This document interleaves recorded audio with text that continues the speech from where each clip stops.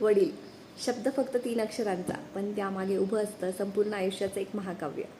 काही वडील श्रीमंत असतात, काही गरीब असतात, काही मध्यमवर्गीय असतात, पण आपल्या मुलांसाठी झटण्याची त्यांची भावना नेहमी सारखीच असते. सकाळी घराबाहेर पडताना त्यांच्या मनात स्वतःची नाही तर कुटुंबाची काळजी असते, आणि रात्री घरी परतताना त्यांच्या चेहऱ्यावरचा थकवा लपवून ते हसण्याचा प्रयत्न करत असतात.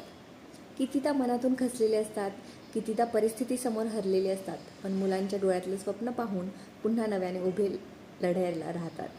त्यांच्या न बोललेल्या काळज्या, त्यांच्या अपूर्ण राहिलेल्या इच्छा, त्यांच्या मनात दडलेलं दुःख, हे सगळं ते स्वतःपुरतंच ठेवतात.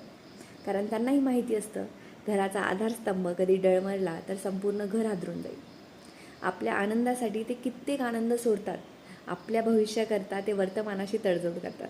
आणि म्हणूनच जेव्हा आयुष्याचा हिशोब मांडला जातो, तेव्हा कळतं की आपल्या प्रत्येक यशामागे, प्रत्येक हसणाऱ्या क्षणामागे, प्रत्येक पूर्ण झालेल्या स्वप्नामागे एक वडील शांतपणे उभे राहतात.